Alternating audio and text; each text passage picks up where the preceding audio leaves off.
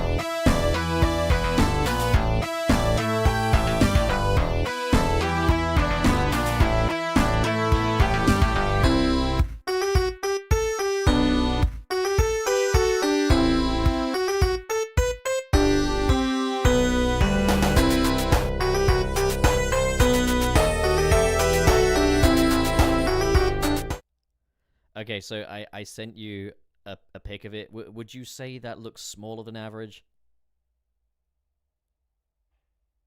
You might want to go to a doctor or something. Like, I don't think a throat's supposed to be that small. My mom says it's big. Yeah, but would the doctors okay that? Are we live? Oh, Is that what you said hey, you were gonna do? didn't see you there. Hi. That's the. This guy says I know exactly how I'm going to start the podcast, and that's what he came up with. Welcome, everybody, to Sunset City, the Sonic podcast for the Dick and Wild Brain age. With me today is Garrulous64. Okay, I'd like to point out that when I introduced the podcast the first time, they were like, no, we have a thing we say every time. We have a correct way to start the podcast. It's okay. It's just to put a little spin on it, you know? It's a special episode today. Oh, sure, yeah, because we're talking about Sonic. Prime. Sorry to burst everyone's bubble. Today's a Sonic episode. Indeed. So, yeah, with me today is Garrulous64. Hey, yeah, that's me, sorry. Hi. And myself. And, yeah, so Gilly and Suris aren't here today.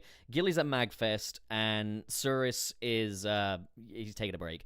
So, basically, we figured those guys don't want to watch Sonic Prime, and I ain't gonna put them through it. So, let's do the Sonic Prime episode with the two people here that have watched Sonic Prime. So, yeah, before we get stuck in, as always, there is a link to the Patreon below, just, you know, in case you feel like supporting the show a little further. And, yeah, like, that comes with its own little perks as well. We are going to definitely start doing more soon, but in the meantime, it's basically going to give you access to the Discord server and just any other Patreon posts. And then as for Superchats, those do get read out at the end of the episode for anyone that doesn't know, just so that you know. You know, I don't want to keep you waiting forever. So, yeah. Dylan, no, you got a little news to share, haven't you? Like... Wait, was this the news that's not really news, or did you want me to share the actual news? No, the news that's... well, it's news to you, you know, like... Okay, so... we were going to start today by talking a little bit about the Knuckles Paramount Plus show, because I think Pup said that the titles were leaked. We'll get to that. I mean, the more news. important thing. Your news. Yeah, no, my news. Yeah. I had a dream last night about the Sonic 3 movie, and it might be prophetic in nature. And I wanted to tell you guys about it, because I haven't had many dreams lately that I've remembered. But I thought this one was kind of funny and also interesting because we were doing the podcast today. So you're going to spoil Sonic 3 for us? I'm going to spoil the Sonic 3 movie, yeah, from my dream. Okay. So basically what happened was, I was in high school again, and I was in my high school English teacher's class. Is that in the movie, or is that, like, part of the experience? No, this is in the dream, not in the movie. But the movie's in the dream, the movie's in the dream, but I'm in the dream in my high school English class. And that's in the movie? And no, the movie is on screen, like they're showing it to the class. But I thought it was in your dream, not on a screen.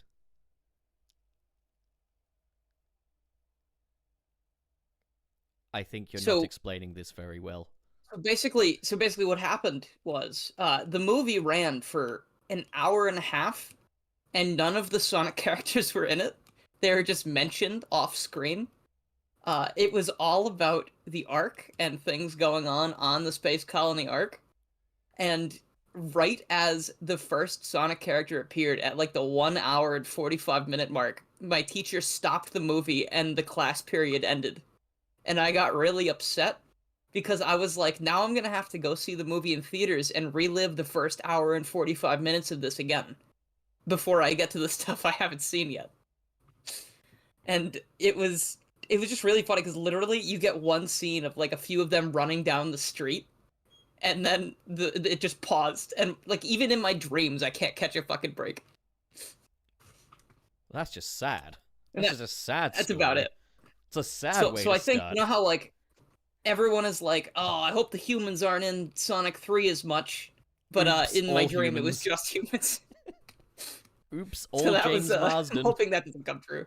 Like I came awake. I was awake, and then I was like, "Wow, I'm glad that wasn't real." I came awake. No, I did not kill the teacher. I messed up my words. Was it that kind of dream, man? No. It was such a good dream. So what would you have rated I what had you a dream saw the of other day. What you saw of the movie so far? What would you rate it? Like, probably like a 6 out of 10, because like at least they had the Space Colony Arc in there. But like then the dream before that, I had 2 dreams, and the other one I was being like hunted down by a serial killer, and it was kind of scary. Okay. Damn.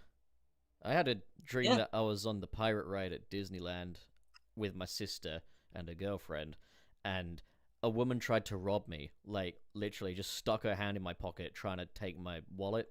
And then, after the ride's over, for some reason you had to drop your bags off before getting on. I go to get my bag, and my cameras are gone. And I was like, right, no.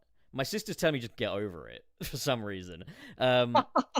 So I decide I'm going to chase this woman down, because I took a picture of her on the ride when she tried to steal my wallet, just for, like... But how did you take a picture if you didn't have your camera? It was with my phone. Oh, okay. Yeah, that's fair. Anyway, I chased her down. Turns out she's stolen 7 cameras, and not one of them is mine. Oh. Yeah. Gee, a serial stealer. I then woke up to find that I do have my cameras, and it was all a dream, and I'm quite happy about that. Yeah, there's 2 kind of dreams. The dreams where you wake up and go, whew, and the other one where you go, dang. I mean, did I ever... I don't know if I even talked about this on YouTube, but I once, like, before, like, Spider-Man Far From Home came out, I had, like, a dream that he travels to Europe, but then he just stays with a weird French guy who bakes bread in a log cabin in the middle of a swamp, which is basically all French people, but in this case, like, the bread was secretly giant slugs, and they started moving and sprouting eyes out of them, and it was kind of creepy.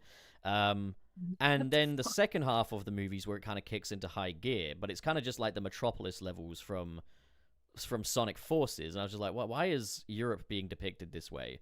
Also, when is he gonna be Spider-Man? He wasn't... that's funny. Someone earlier in the chat said, I thought you were going to talk about Spider-Man today, so there you go. Yeah. I mean, also, I remember I had the fucking dream before Frontiers came out that before you get to do anything open zone or cyberspace, you have to do a Guitar Hero minigame for 40 minutes. Well, I mean, they did have the shoot 'em up minigame. That was so, the like, thing that really struck me as a little strange when I first saw like the end boss fight. I was like, normal day in France. You're a joke. he ain't wrong though, is he? Like, Dude, Spider-Man would be like, oh, I'm so far from home. so there was another topic that I think we meant to discuss last week, and it's just a quick one. But I mean, not last week. We were okay. I don't know when we were meant to discuss this. I'm turning into Porky Pig just thinking about it. But so let me know if I've talked about this already. But I got a friend of a friend, and no, I swear I've talked about this on the show. The You week talked before. to us about it. You didn't No, I talk to swear anyone the else week about before last week, because I remember saying it out loud, and I only ever talked to you guys through text. I it. swear. No, you were talking to yourself out loud. All right, okay. You're persuading me. Government, no, not government. Audience, let me know if I've said this before. Garrulus swears Government, that... send over the records. Garrulus swears that I haven't. Okay, so there's a friend of a friend, okay? I don't know this person, but I got a friend of a friend who has a kid. And the kid got into trouble at school, and the parents were called into a little meeting to discuss this because he was discussing inappropriate video games. And the video game that he was discussing with his classmates was Sonic Forces, which is apparently so inappropriate for the rest of the... No, I swear, I can remember someone in the chat saying it's because Forces is mid. I swear I remember this.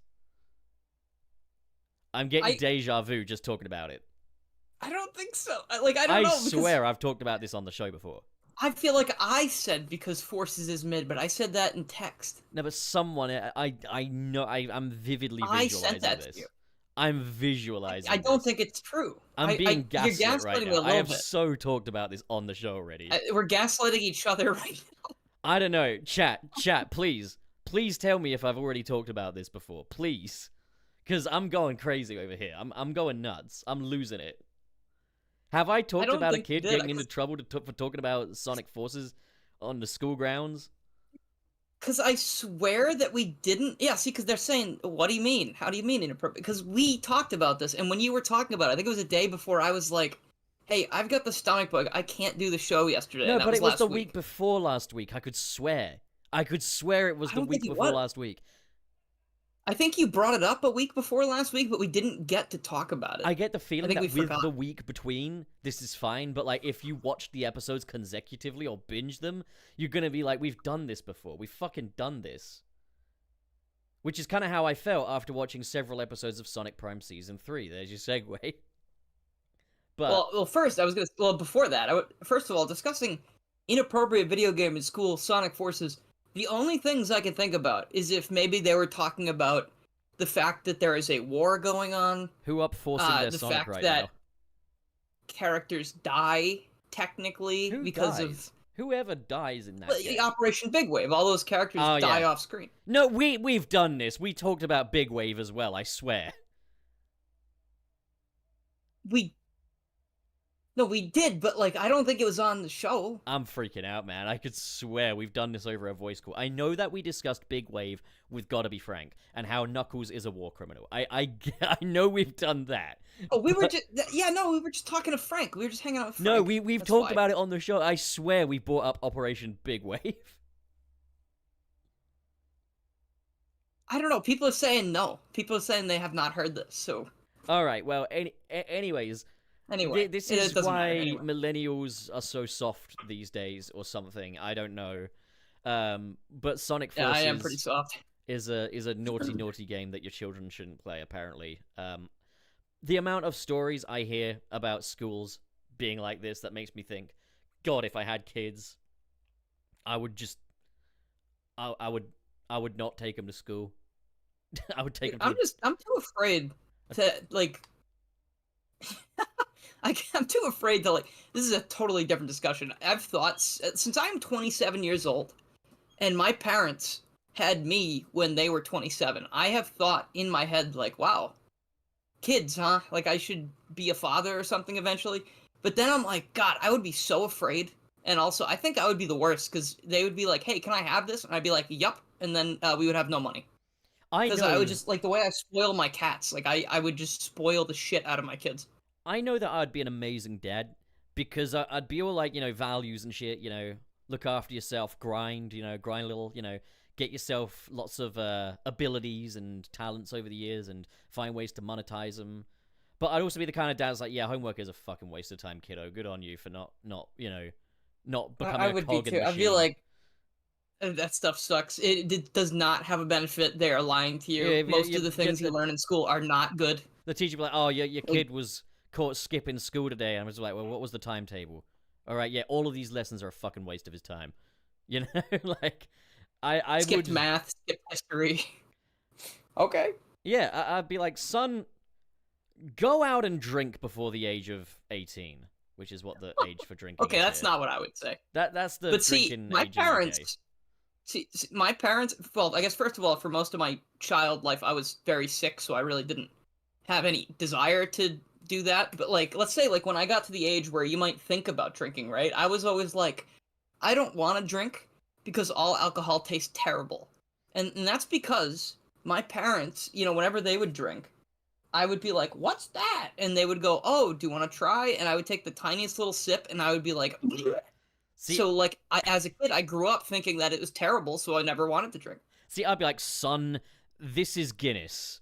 It's an acquired taste. You're not going to like it immediately. It's the worst thing you'll ever taste. I sure as hell didn't until my good friend and roommate, my Irish pal Sam, took me to, like, an Irish meet and greet night at the bar.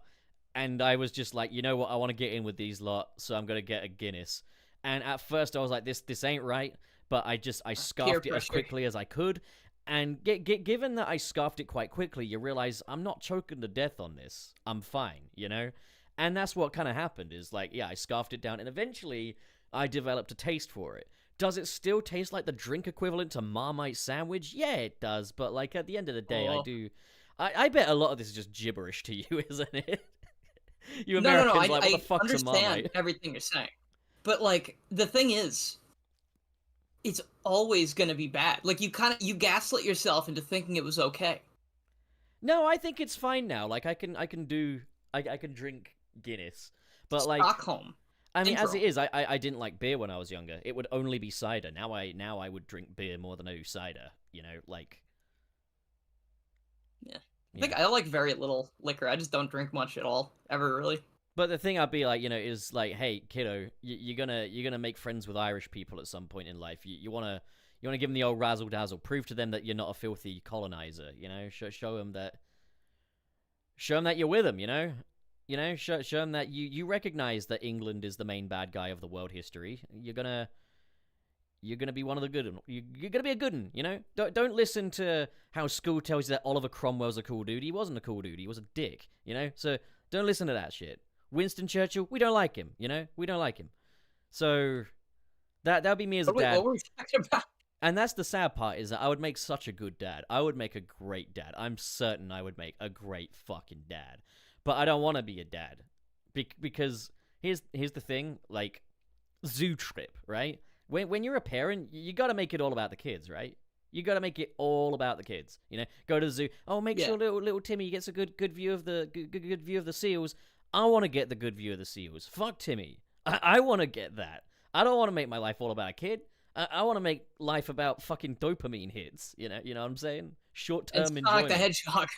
Yeah, I want to, like, I don't want to be like, oh, I'm gonna get off the Sonic Frontiers for 5 minutes so Billy can play. Fuck that. I'm playing the Sonic Frontiers. Get out of here, Billy. And God, if Billy grows up and he's like, oh, I prefer the 2D Sonic, he's a dead motherfucker, right? Like. I brought you into this world. I can take you out, Billy. You heard it here first, folks. If you go into the zoo, go in the winter. No, I did that too. When you were saying to Suris that you went to the zoo, he had to go to the zoo. He's still at the zoo. That's why he's not here. Oh, right. Yeah, that is true. Yeah, no. Just a reminder, he's still everybody. At the zoo. He hasn't left. A reminder, everybody. If you're going to go to the zoo, go now. Because the animals will be fat from the hibernation period. So... Big zebra. It will be really fucking funny. Just seeing these fat animals just going around... They have fat monkeys. So, like... Sonic, Prime? We're not there yet. We got the Knuckles TV show titles. Oh, be well, so enlighten funny. us, because I haven't seen these things. Be so You funny if told we me just that this push is it a off thing that until the very existed, end. and I did not, I didn't see, you didn't send them to me, so I have no idea. All right, I'll tell them to you, and you can like comment on them. You know, that'll Okay. reaction content. You know, so Reactions, yeah. the titles of the Knuckles TV show individual episodes have been released, and you can expect them to be around about a TV hour long, so about 45 minutes approximately. You know, like a real TV show, not kids shit. And the episode titles are as follows. We've got episode 1, The Warrior. So you can assume that's about Knuckles, right? About Knuckles, yeah. I mean, Dylan, do you know about like what the synopsis is for the Knuckles TV series? I don't know anything about anything or anyone. Oh, okay, let me contextualize this then. So the Sonic fan base were all very disappointed when it was actually revealed what the Knuckles TV series is going to be about. Because a lot of people were like, oh, maybe it'll be about Angel Island, or maybe it'll be about the Master Emerald, or the Chaotix, or something like that. So the actual thing is going to be that Knuckles is teaming up with Wade Whipple to teach him the ways of the warrior, basically. What? I mean, I don't know how people didn't expect that. Like, that was obviously going to be the case. Okay, all right. I like that character a little bit, but I feel like, you know, in Sonic 2, he was in like 2 scenes, and like that was enough. That was plenty. Yeah. I don't know why they would want to be like, hey, let's make a comic relief. You know what? That's what they always do with these spin-off shows. I mean, they always make it about the comic relief. My guess is that Knuckles is maybe going to be a little more stoic and quiet in this, so that Wade can be the silly one, and because that's the thing is like the first Sonic movie is all about kind of Sonic being guided through kind of, you know, life by James Marsden, and then in Sonic 2, like Knuckles is being guided through by Robotnik. So it could be quite funny to have Wade, who is just this helpless kid, being guided along by Knuckles. I can see the vision. I can see the vision to it. It's one of those things where I think my boy Wayne, who everyone here knows, put it quite well, is like, the Sonic movies are really good. They're probably never gonna do the things you want them to do, you know? They're probably never gonna do this deep lore stuff, you know? Like, we kind of got as deep a lore as we could probably expect from Sonic 2 with, like, the whole Master Emerald stuff. And who knows, maybe Sonic 3 will have it, but the Knuckles TV series was always probably going to be a bit more, you know, stuff that, like, because that's the thing is, like, if films are seen as like lesser commitment than games, you know, like they gotta, you know, water things down a bit for general audiences. Imagine a TV show, you know, you gotta water things down even more, because a TV show you got the option of turning off, you know, whereas a movie, like, you're in there, you can't turn that off. The audience would be pissed, you know. That is, yeah, I mean, you can walk out of a movie, though. Yeah, but that's, like, by then you've already spent the money, you know? Yeah, you ever walked out of a movie before? No, I have not, no. There've been times when I kind of wanted to, but I'm always going to see it through. Gotcha. Okay. I've always kind of considered it a skill issue. You ever done it? I haven't walked out of a movie in a movie theater, but if I was watching a movie, like, at home, I've turned a movie off. Oh, okay, yeah. I mean, I'll usually revisit it, maybe, but, like, yeah, that's fair. But okay, so yeah, that's the context of the show, is Knuckles. I've also read Ultimate something. Warrior. I read something Wade somewhere Wilson. about, like, them doing like a bowling road trip or something. Knuckles can't even use a bowling ball. He's got those giant, like, gloves. So this could be a really funny show, is what we're establishing here. But okay, Yeah. This is where the conflict rises. He has to learn how to take off his gloves. And he just refuses. He can't. They're welded to his hands. They are his hands. So yeah, episode 1 is called The Warrior. Kind of a general introduction to Knuckles, I'd expect. The second episode is Don't Ever Say I Wasn't There For You. The third episode is called...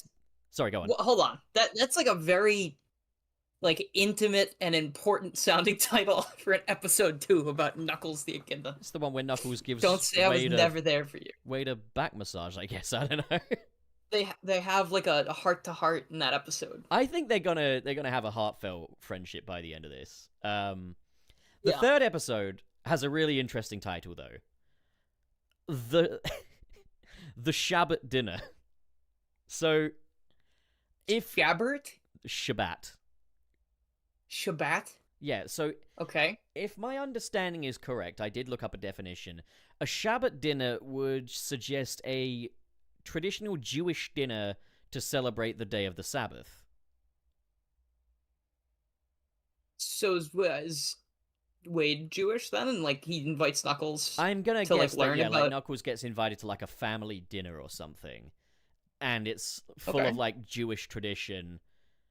And then Knuckles takes out all four of his penises. Are you lying to me right now? I'm not lying to you. Knuckles takes out all four of his penises, and it turns out they're not circumcised, so he has to kind of have a bris or something, is my guess. All right, I think you're lying to me. I do okay, not think the you're telling episode me is anymore. called The Shabbat Dinner. I'm making up that synopsis. That's my guess, all right? My guess is that there's going to be a traditional dinner, and Knuckles is going to fuck it up somehow. Or maybe Wade is, and Knuckles is the one that's like... Maybe it's like, you know, Knuckles is someone who's grown up with very specific ways of life and stuff, and he's finding out more about Wade's Knuckles? own sort of... Yeah, What? alone. He's woken up. He's grown up alone, right? Completely alone. He hasn't grown up completely. I mean, when he was a kid, he had his dad and stuff, and the warriors. It could be that, like... He must have been like 3 years old when they Yeah, but died. though. Knuckles could maybe be talking about his tribe and some shit, so maybe Wade is like, this is my tribe, and they're having a dinner of the Sabbath. I don't know. Okay, I mean that's reasonable. I feel like that might happen. Thanks to Probably right. Mega Traffic going for correcting me, it is pronounced Shabbat, which makes more Thanks, Jack. sense. Which means that it can't be what I saw someone else speculate it was on Twitter, saying like, is Shabbat maybe a reference to Rouge? But if it's Shabbat, then it's more likely a reference to Robotnik. But moving swiftly on, because the next episode is one that has everyone excited. Okay, you ready for this? Yes. The Flames of Disaster.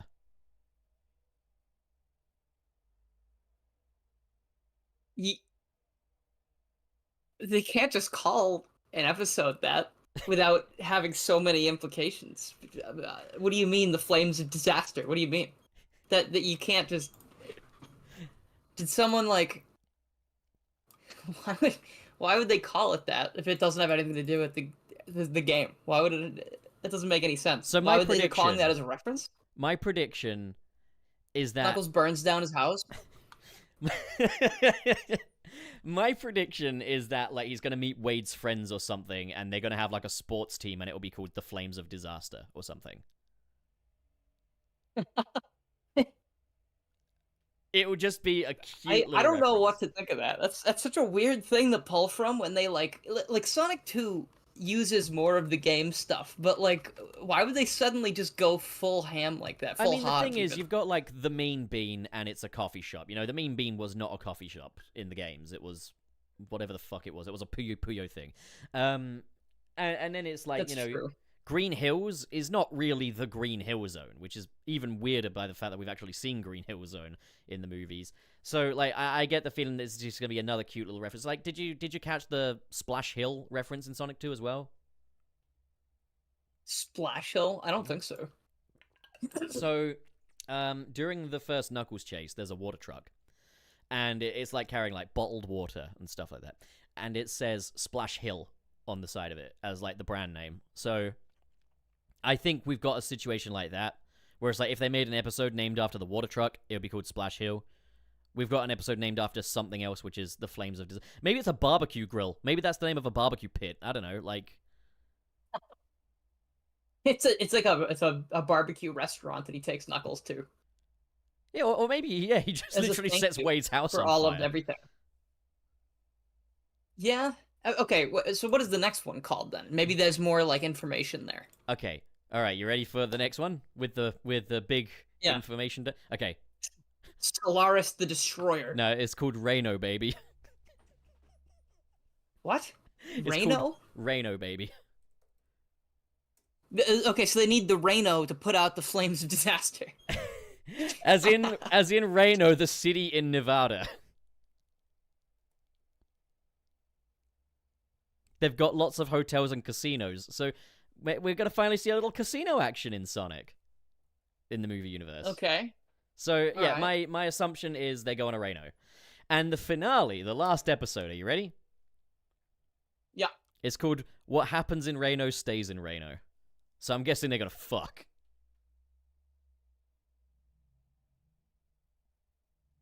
Or they lose all their money. They lose everything. They lose Well, their houses. Wade loses his house. they could meet Rouge at a casino, come to think of it. That could be a way to tie it into the movie. She could be I a guess. waitress. I mean, assuming Rouge is gonna be in it. Okay, wait a minute. Hold on. He's gonna in these movies, like the weird little animal characters are still weird. Like, you think Rouge would just be there, like just hanging out, like. Well, she could be, like, because, everyone's okay with like, it. casinos and shit, they're all glamorous and stuff, Rouge is pretty fucking sexy.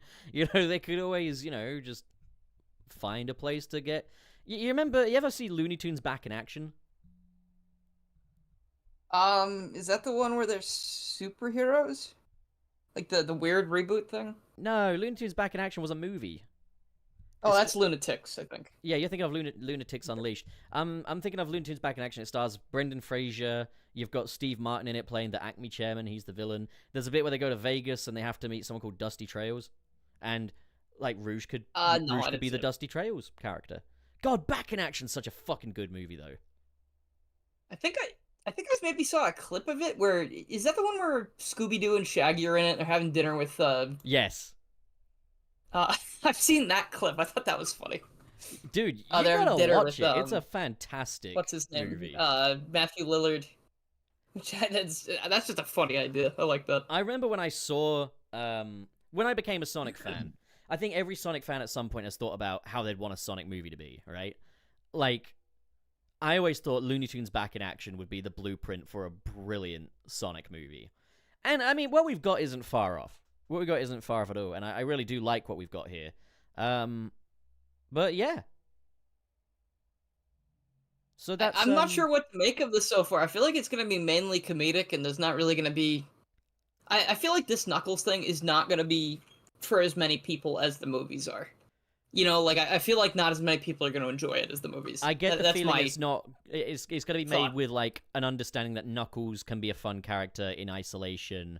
but we're not necessarily doing game stuff with Knuckles. Kind of like, what works about, like, the first Sonic movie is, like, obviously, it's in a world that's very divorced from the regular Sonic stuff, but it's just the fact that we've got a cool version of Sonic in that movie, and he's just enough to carry it. I wonder if they're maybe having that same sort of line of thinking with Knuckles. And it is worth noting, like, I think a lot of people... are looking at this with a viewpoint of, like, post-Mario movie.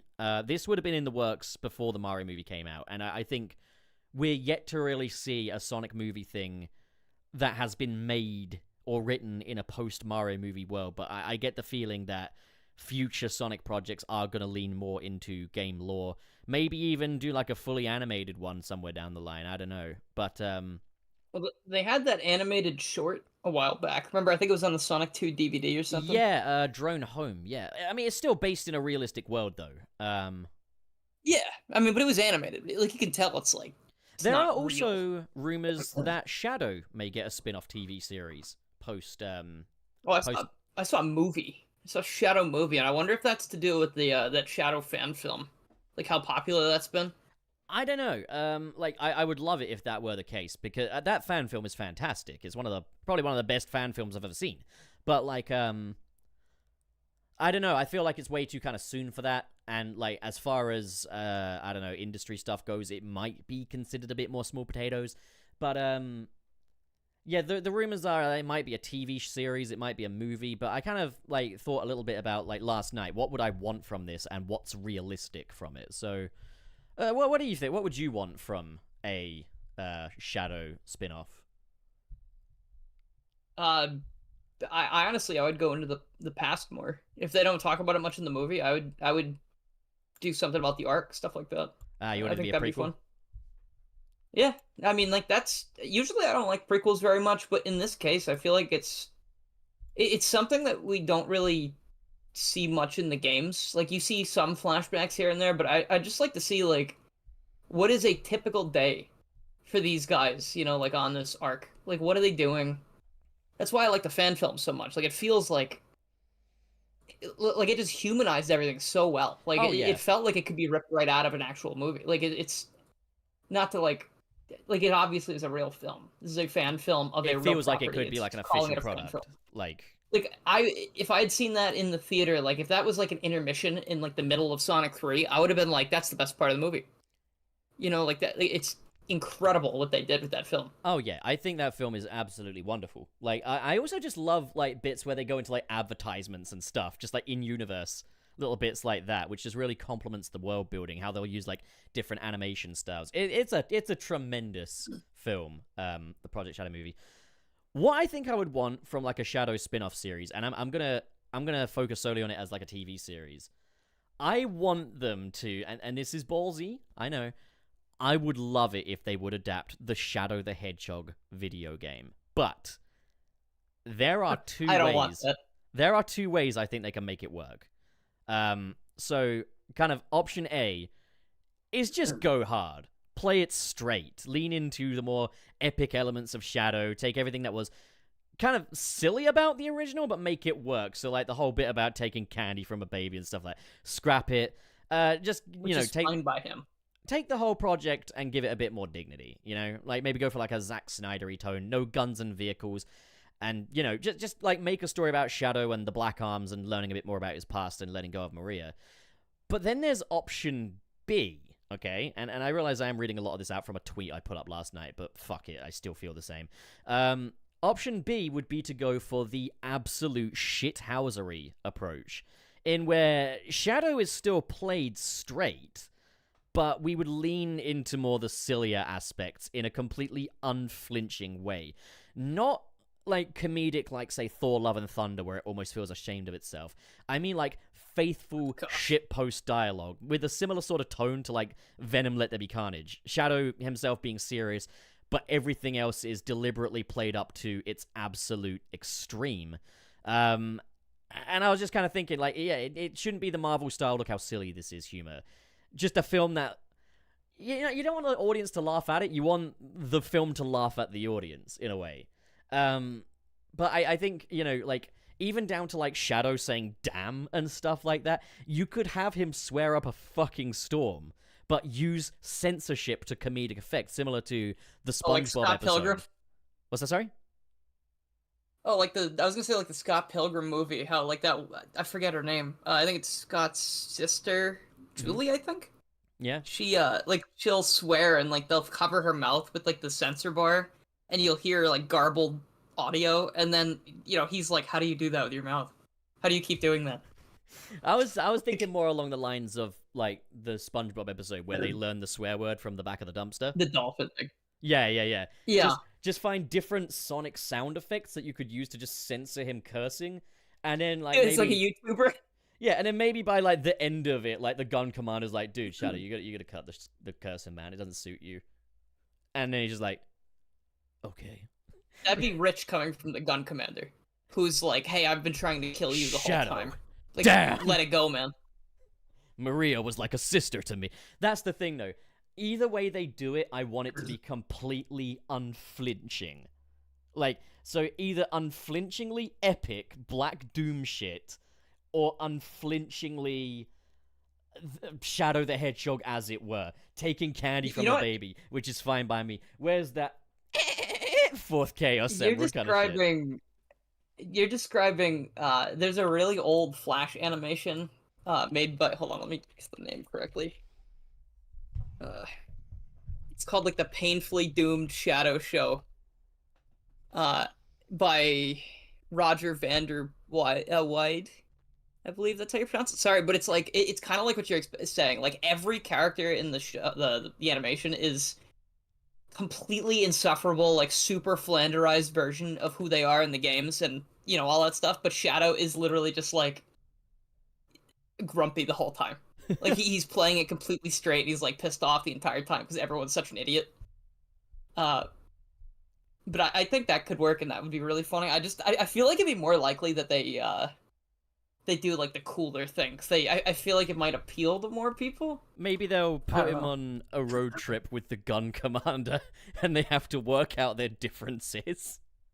If I see a shot of the gun commander driving a car with Shadow sitting in the passenger seat, I'm gonna laugh. No, you know what'd be even better? The gun commander sat in the passenger seat and Shadow's driving. and he just looks completely serious. But yeah, like a Shadow the Hedgehog movie with the kind of sort of comedic styling of the Naked Gun, where it's like very sort of, or like the Airplane movies, where it's sort of very dry, but you could still have Shadow be completely faithful to who Shadow is. I don't want Shadow to be funny.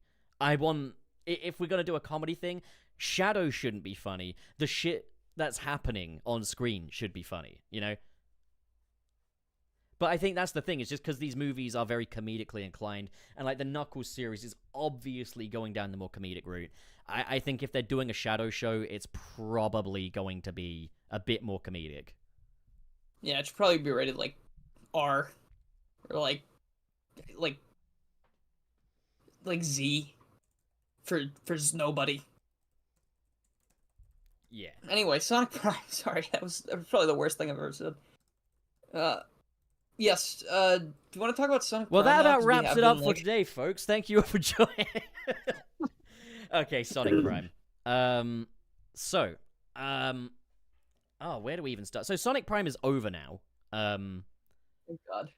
The third and final season has dropped, and it is one of those things where I say this every time. They weren't seasons.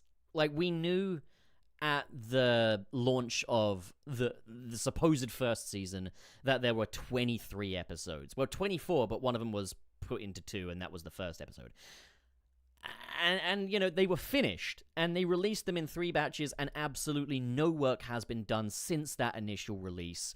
And it has been confirmed by, I think, the show's creator that nothing's been done. So as far as things stand, that's the end of Sonic Prime. The show is done now.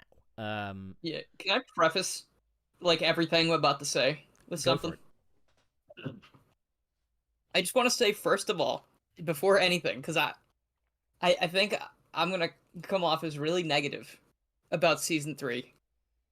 For the most part, I want to say I love the voice cast. I think they were my favorite part of the entire thing. I think they kicked ass. I liked some of the writing. I think the writers had the right idea for a lot of stuff, but then other things, not so much. Overall, I don't think the show is bad, but it meanders to like a painful degree because of what Pup's saying. Like technically, Netflix ordered like the 1 season, you know, and they spread it apart between 3 seasons technically. So like, with everything, like all the time in between that we waited for the episode drops and the actual content we were getting did not feel worth it. That's another thing as well, is like Netflix, the fact that it was cut into 3 was definitely a Netflix decision. This isn't the first time they've done this. They did it with the Cuphead show. And it's usually a way that they can say, oh, look at our show, it ran for 3 seasons, when in actuality they canned it after 1, because Netflix are just like that with particularly animated properties, it seems. And then, like, even down to the promotion of Season 3, I noticed Season 1 and 2 got individual posters to hype them up. Season 3 doesn't have a fucking poster. Like, they were already done with it. That's insane to me. Like, they just kind of sent Season 3 just out to die, effectively. And that's the thing with Netflix. No matter how in demand it is, no matter how many Sonic fans are going to watch it, Netflix are going to do what they're going to do. You know, they're not a good company when it comes to that kind of thing. As it is, within those 23 episodes, I do have a lot of issues with Sonic Prime. And like Dylan said, like, I really like the voice cast a lot. I think Devin Mack as Sonic is wonderful. I would love to hear more of him, not as a replacement for Roger Craig Smith, because I also really love what Roger Craig Smith does with Sonic, but like, yeah, more Sonic TV shows, or maybe some games that are in a different continuity or style or something. Get Devin Mack on board, because he's a natural as Sonic, but I also really liked everybody else too. I wish that we got to hear more, though, of like the voice actors playing the original versions of these characters. I want to hear more of Brian Drummond as Dr. Eggman, not Mr. Dr. Eggman. I want to hear more of who plays Amy in this show, or Rusty Rose, or I don't know. I don't know the name. I want to hear more of her as regular Amy. I think she did like the best job out of like everybody. I think the fact that she had I feel like there was a lot of like the I'm just gonna call them the roses. The roses were very prominent throughout this whole show, and I think it was a good thing because I think she knocked it out of the park. Like Something I particularly really well. like about her Amy All, voice like, as well different is accents and stuff. kind of how natural it is as well. There's not really that like slight Minnie Mouseism or the pitching it up thing. It just sounds like a regular voice, which I actually kind of like. It sounds like a person. Yeah, You know, like I mean, I how the also character should really be. like what Cindy Robinson does as Amy too. I think she's got that down to a fine art now. But yeah, I just like this different approach here, and I think it absolutely works. Shannon Chan Kent, thank you, Nate Sabes. That's the name of the actor that plays Amy in Sonic Prime. Whoever voiced Knuckles in the main universe, why'd they even bother? Like, no offense to the guy. I think he did a fine job as Knuckles. But they gave regular universe Knuckles a different voice to all the other ones. The other ones are voiced by Vincent Tong. And it's so strange. It's like, are these kind of the same character or not? Like, you know, why do we have this guy that plays Knuckles for the best part of about 5 minutes and gets like 2 lines, you know? Why not just have Vincent Tong do that? Like, I actually kind of liked his more New York-y sound that he gave to the New York universe Knux. I thought that was quite an inspired choice. I like that too. Yeah, it's different to what we usually hear, but it absolutely works. Did he play the Dread Knuckles as well? Yes, he did. So Vincent? he also played, I think, he played a lot of the members of the Chaos Council. I think he played Dr. Babbles, Dr. Don't, and Dr. Deep. Who's Dr. Don't? Dr. Don't is the one, the kid, the one with the game machine. Oh, I forgot his name because I hated that character so much. The names sound like something out of a fucking children's book. I get What does that even? I don't even know embarrassed what that means. What do the names mean? Doctor So, Don't, it's kind of like Doctor Dr. Don't bother me. I'm busy or something. I don't know. Like, I don't know. Oh, okay. Don't even go there. I guess. I get Doctor Babble, obviously, 'cause I he's get- a baby. But like then Doctor Deep, I was like, I thought he was gonna have like an ocean thing or something. Like Well, he was I mean, like it a makes sense if he came an from like aquatic Eggman. if he came from like the water universe, the fucking no place with the pirates. It would make so much sense. But we never actually get That's an actually answer a good point. as to where any They of could have these just ripped those Eggmen from the different places. That would have been are there a good call. Are there just 5 Eggmen in this universe? I was under the impression they were all the old Eggman's sons, but I guess that's not what it was. We never got any kind of answer to that. Like that's what I thought they were going for, but then I guess not. But I mean, I get the names like Dr. Dunnit because he's been there, done that. He's old. Dr. Deep because his first line of dialogue is about philosophical ramifications, even though he really only talks about that the once. Even though he's destroying the planet like constantly. He unironically calls Shadow an edgelord as well. Yeah, so voice cast. He's literally philosophical. He's philosophical from like the back of a cereal box, if you could call it. Like that's as philosophical as he gets. Yeah, he's like everyone's mum on Facebook posting inspirational shit. You know, like he would post like minion memes. He would post and he would think like pictures of a minion that say like when you've hurt someone, you can't unhurt them or something. I don't know. A minion dressed as like the Suicide Squad 2016 version of Harley Quinn. That's too real. Stop it. You put such an image in my head just now. I feel like I've seen that. It's gotta exist, right? I'll never understand minion posts. Those were. I actually joined a Facebook group when I kind of reactivated my Facebook like mid last year, called Joker Quotes 2. Now I thought this was gonna be like an ironic thing, like, you know, a picture of the Joker that says like, "This could have been us, but you friend-zoned me 10 fucking times, Veronica."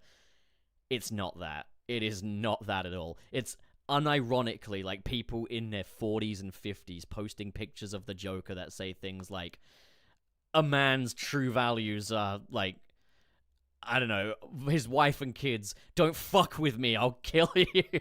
And then you'll get like Agatha, 50 years old, being like, "So true, thumbs up" in there, and it's so fucking funny. So true, thumbs up. It's so funny. Dude, accept my Facebook friend request, man. Like, I gotta invite you to this group. I don't use Facebook anymore. I try not to. You need to see this, though. I don't want to. You need to see this. Oh, God. Yes, that's Dr. Deep. Okay, Okay, so Papa, I don't want to spoil like that idea we've had for like our potential Sonic Prime rewrite thing, but Chip literally just came up with our Robotnik idea. He just said, call the big evil Eggman Supreme Robotnik. I mean, it was like something like Supreme Commander or something, wasn't it? Like, I don't know, but I mean, it's all gonna be workshopped. We're gonna workshop it, you know. We're gonna go there. But yeah, like the big failure of like the New York City universe was I don't believe any of these Eggmen could ever achieve this. And I know some people have said, yeah, but Sonic doesn't exist. But it's like, yeah, but they got Knuckles, they got Rouge, you know, like any of those people. Like that's the thing. They kind of took like the Forces approach though, and they all suck until Sonic gets there. Yeah, and I don't like that. And that's the other thing as well is like I think if you're gonna say, okay, this is Dr. Eggman, this is the one that wins. Like, don't make him lamer than the regular Dr. Eggman. Like, he shouldn't be running around in a tracksuit calling himself Mr. Dr. Eggman wearing a toupee. Now, if this is the Eggman that wins, he should have a natural full head of hair. He should be fucking buff. Like, he should be cool as fuck, you know? Yeah, I mean, like, he should be, like, ripped and, like, 8 or 9 feet tall. He should be scary. Like, I think Ratchet and Clank Rift Apart is the blueprint here. Because I use Adventures of Sonic the Hedgehog Robotnik. Oh, what, the sexy one? Yeah. What? Wait, no, sorry, I wasn't listening. Adventures of Sonic the Hedgehog Robotnik is the sexy one. Oh, okay. Oh, right. Okay, gotcha. Now I understand. Crack. Of course, I should have known. Yeah, no, like that's the thing I was thinking of. I can't believe that I just said yes without listening to what you said. And now there's a sound clip of me agreeing with that. That's great. Pay attention, you idiot. Ratchet and Clank Rift Apart set the blueprint for this with like I don't know. Have you ever seen like the storyline of Ratchet and Clank Rift Apart? No, but it's funny you say that because I think that Sonic Prime is actually a bit like Crash Bandicoot 4. It's about time, in my opinion, because like they're literally the exact same thing without the initial mess up of like, you know, like Crash doesn't do anything wrong. He's just going to fix things. But like the villains, well, I guess they don't create the different dimensions. But like you go to a pirate world, you go to a futuristic city, you go to a prehistoric world where there's a bunch of lush vegetation. And the whole time I was watching Prime, I was like, someone played Crash 4. And they just ripped every idea from that and put it in this, except like they have different alternate universe version of one of the main one of like the main villains, stuff like that. Well, it gets... And there's no other alternate Crash or Cocos, because they're all either dead or just don't exist. Well, it gets very interesting in the case of Ratchet and Clank Rift Apart, because the story there is that basically Clank creates a Dimensionator as a gift for Ratchet to go find his Lombax brethren, but Dr. Nefarious steals it and goes to a universe where he's already won, and they've got Nefarious City. Yeah. And there resides an Emperor Nefarious. And so, you know, they've got to go take down both the Nefariouses, but then, like, Emperor Nefarious decides he wants to take over our universe as well, or the universe of Ratchet and Clank. You meet Rivet as well, who's, like, effectively Ratchet's other dimension counterpart. And one of the universes that you go to is a pirate-themed universe, just like in Sonic Prime. And Crash 4, what's going on here? I think people just like pirates. I don't know. But I mean, as I said in my review... pirates instead of good ideas. I think a problem with Sonic Prime's use of, like, the pirate universe and the nature universe is that these have all, like, the depth of, like, an Instagram filter. Like, you took a picture of Sonic with the pirate filter on, boom. There's your new universe. And that's kind of... Yeah, you're right. Sorry, go on. No, you're right. I was going to say, like, that's... I think he said that a while back, and I was like, it basically is, like, they just put a pirate filter on Knuckles, and all of a sudden he's wearing a hat. Oh, cool. Yeah. And I think Season 1 had a problem with repetition in so much as, like, there was always that laborious thing of, like, Sonic just not getting it, that these are different people. Like, you know, it looks like Amy, but it's this is Thorn Rose, different person entirely, you know? Yeah, they're totally different. No similarities whatsoever. But he just couldn't seem to get to grips with it, and that like took a long time.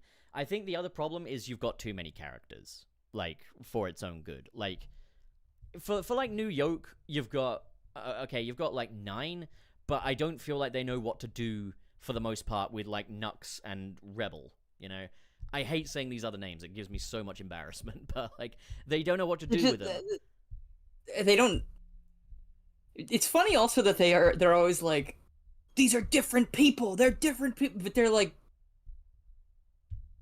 They're not really like Well, they just kind of like have slightly different personalities. Well, that's the thing worth like noting they still is... all the tails are still smart. Even Mangy, who is still smart, like is shown to be still intelligent. The thing I Knuckles is always brash, and Rouge is always cool, and Amy is always cool. Well, where this doubles down though is that they're asserting that these are their own people, they matter, you know, and yet we don't get any kind of epilogue for them in the finale.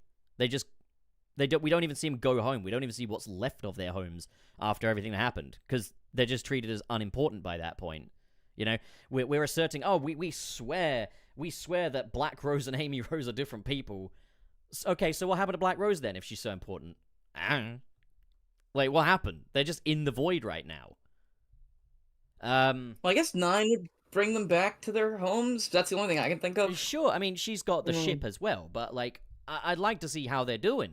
You know, like their universes were all cracked the last time we saw them, and filled with Eggman stuff. You know, but that's another thing is like the show's got too many characters. They don't know what to do with Nux and Rebel. When you get to the Nature universe, they don't know what to do with Tails, Big, or Knuckles. Rouge and Amy are really the only ones that play any kind of role in that story.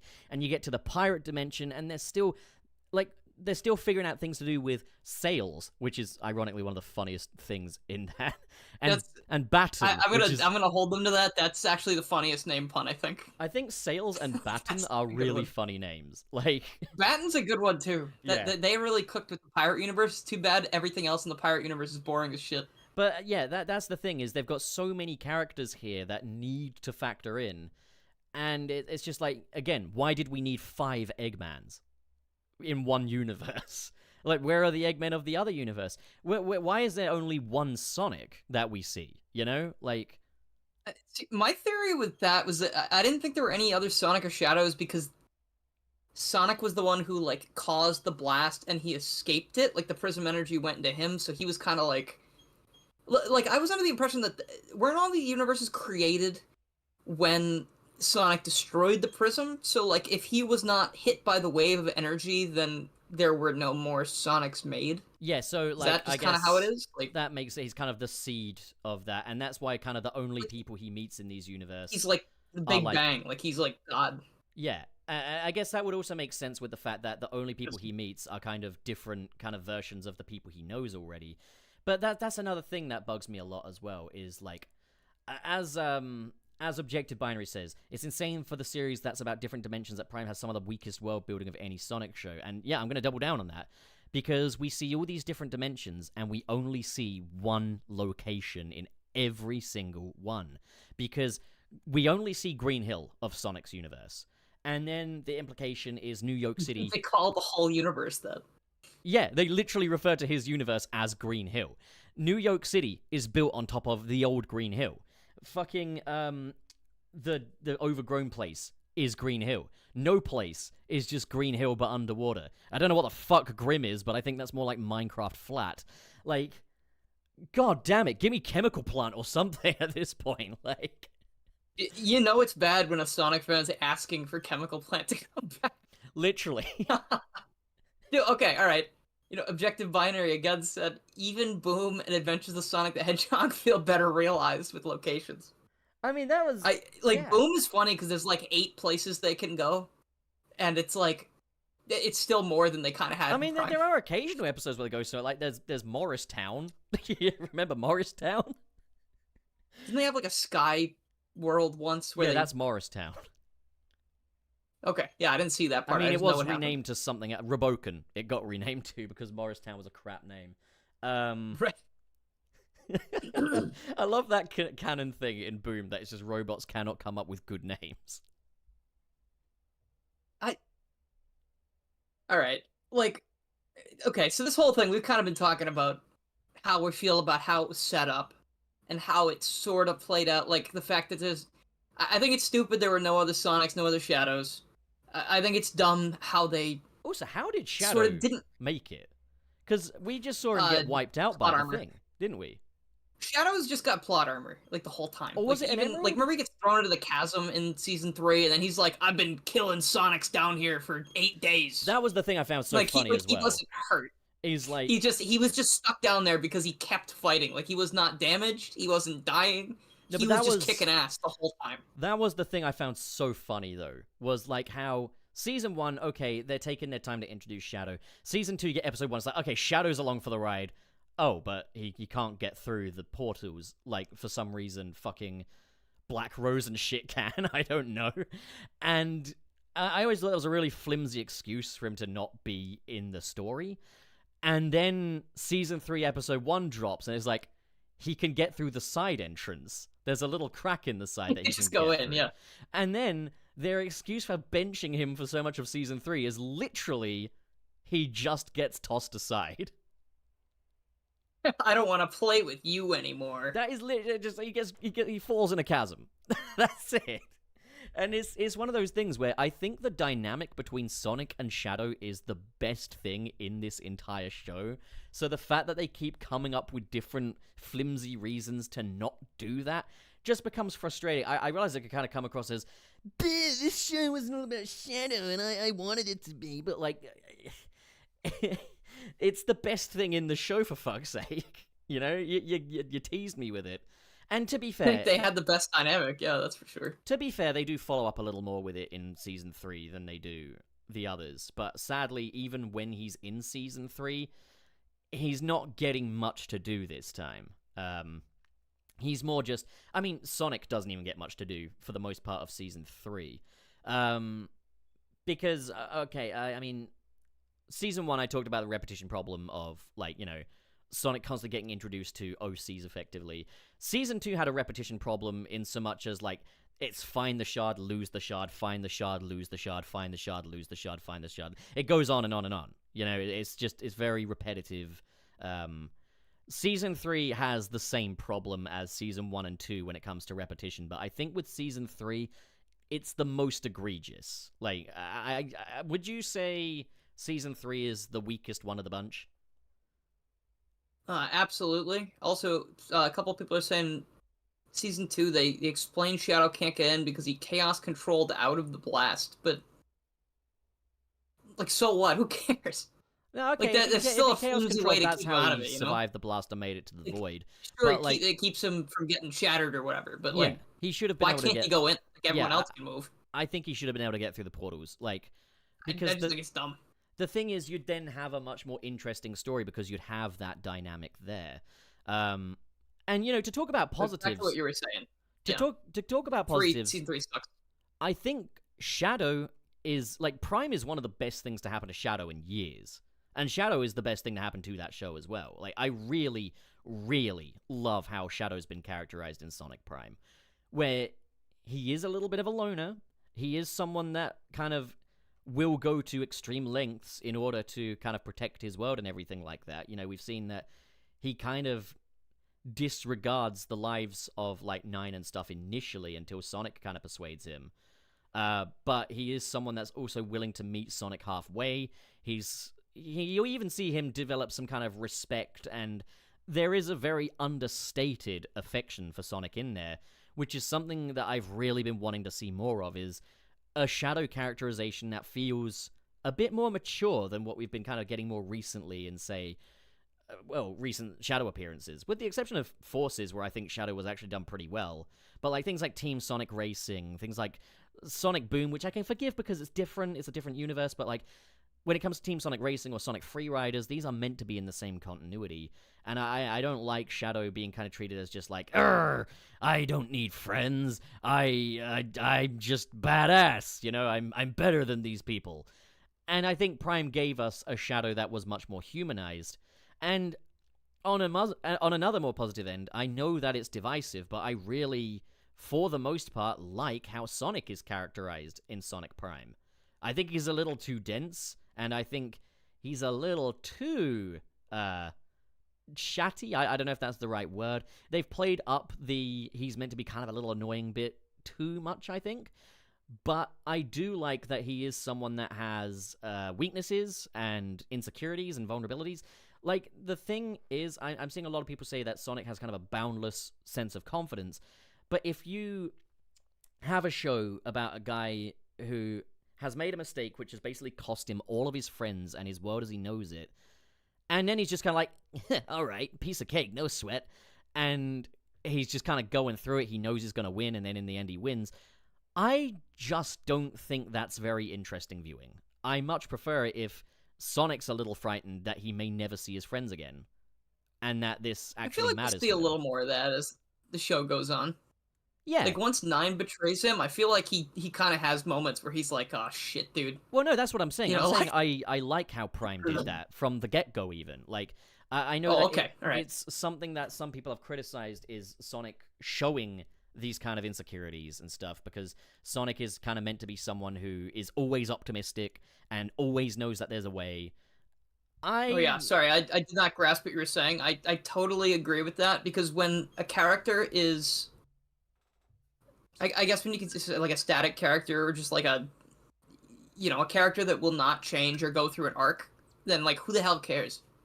You know, like unless this is like a 90-year-old man who's done everything in life that he's needed to, like he's probably not going to change, right? Or even like maybe that doesn't even necessarily work. Think about like the movie Up. I mean, I just think you think like Up, like Carl's going to be a shithead the whole time, but then he turns into being like a super nice, really awesome guy. Yeah, if Sonic that's weren't like, even... why would you want to watch someone who's just a shithead the whole time? If Sonic, like that's not fun.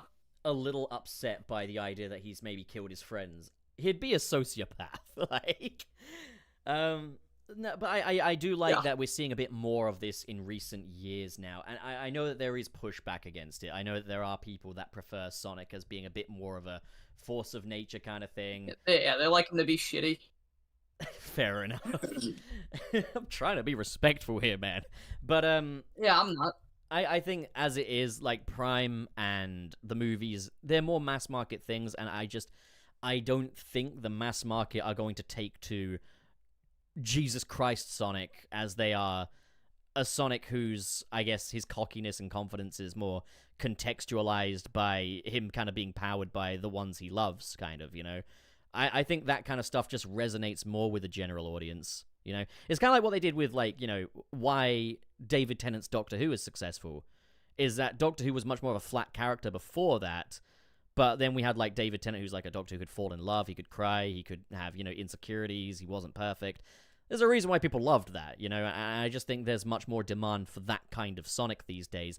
And I think while Prime Sonic is better on paper than it is in the actual show, I do like what they've done with Sonic here. And the idea of his signature impatience, which has always been so firmly embedded into the DNA of the character, dating back to his idle animations in Sonic 1, making that impatience kind of his weakness was a really smart move, in my opinion.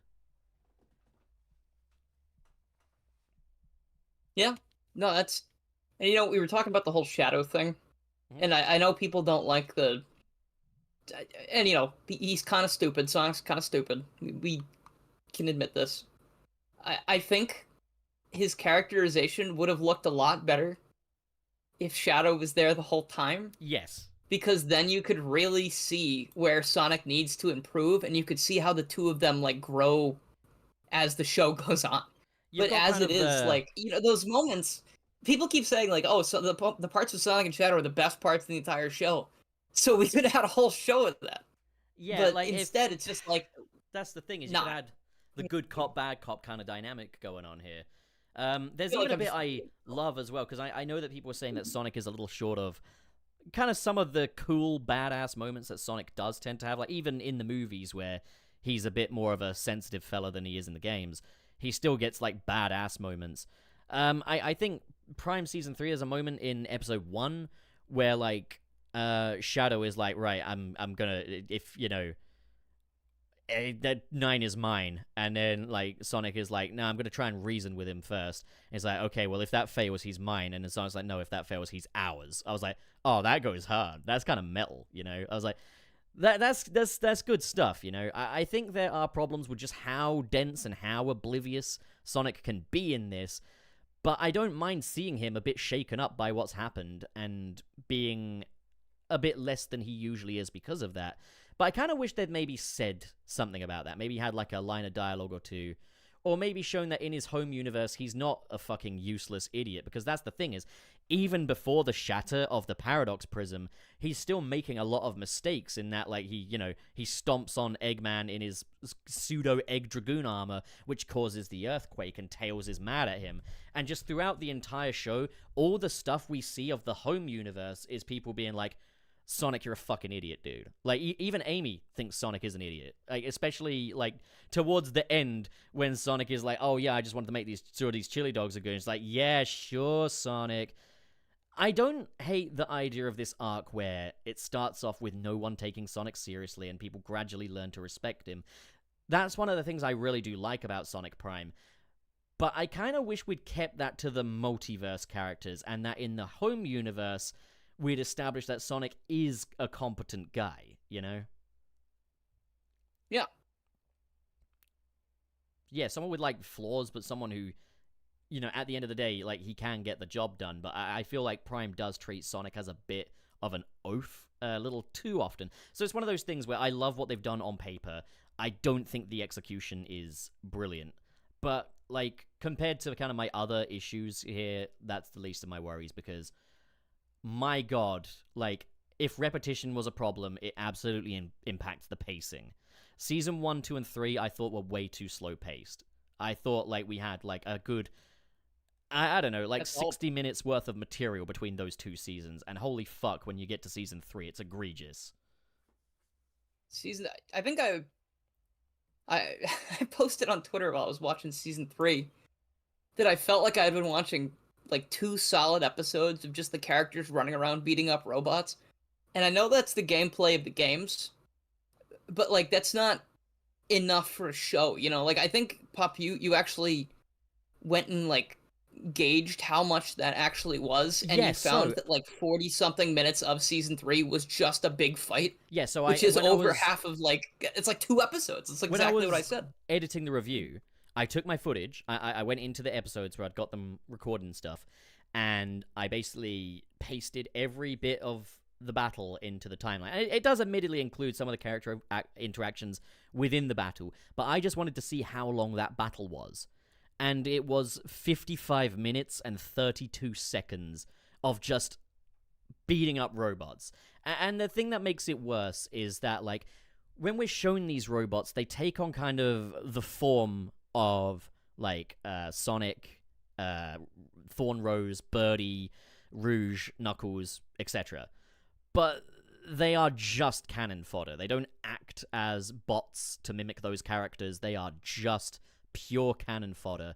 And there are so many instances where it's like, okay, the fight looks like it's over. They're getting back up. And the show wants me to feel excited about this. Yeah. Like, after a while, and Nine goes, I need more power! And then they just do it again for another 20 minutes. Yeah, I remember when, like, the fucking Big the Cat robot arrived, and I was already kind of exhausted by that point. I was like, Big the Cat robot's kind of cool. And it didn't really do anything. It just spat out more cannon fodder. Can I ask a question about that? Go on.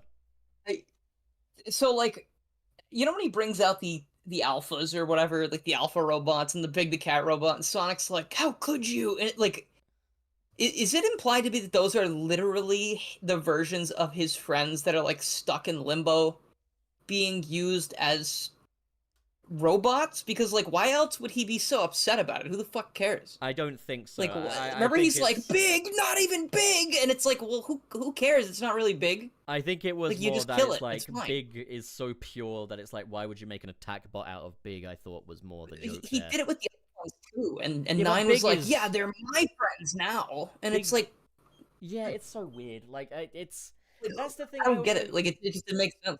That's the thing I also find so weird about it, though, is just kind of the mixed messaging of kind of some of the narrative points. Like, there's the whole bit where Nine, at the end of Season 2, is like, if you restore your old world, do you know what happens to me? And he's offended because he feels like he doesn't matter to Sonic, you know? It's like, if he dies, he dies. That's what I took from that. That's how the dialogue exchange plays out. It's never asked again. Like, that is not a question. Yeah, that then is they just don't do ever that. once You go, touched hey, on. maybe instead we just don't do that. And then there's also, like, the fact that, okay, the implication towards the end is, like, you know, Sonic sees the 2 palm trees in Nine's workshop, and he's like, I'm sorry, I didn't appreciate what you were trying to do. You were right all along. Like, this Grim idea was good. I didn't understand. And that's why we were fighting all along. But Nine has so many opportunities throughout Season 2 and that finale to say to Sonic, no, this is part of my plan. Green Hill is a part of my idea, you know? But no, Nine outright says to him, we're not rebuilding your old world. He outright says that. So how can he be mad at Sonic for thinking that he was just abandoning all hopes of bringing back the original Green Hill? Even then, we're never given any kind of in-depth idea of what Nine's plan to even bring back Green Hill would be. What, rebuild it in Grim? Make copies of the original characters? Doesn't change the fact that they still suffered the same fates, you know? Like, and that's never explored once. Like, Sonic never asks, how does this work? Nine never says, this is what I'm doing. And it's one of those things where I like the idea that they were on the same page all along, and that maybe communication was the issue.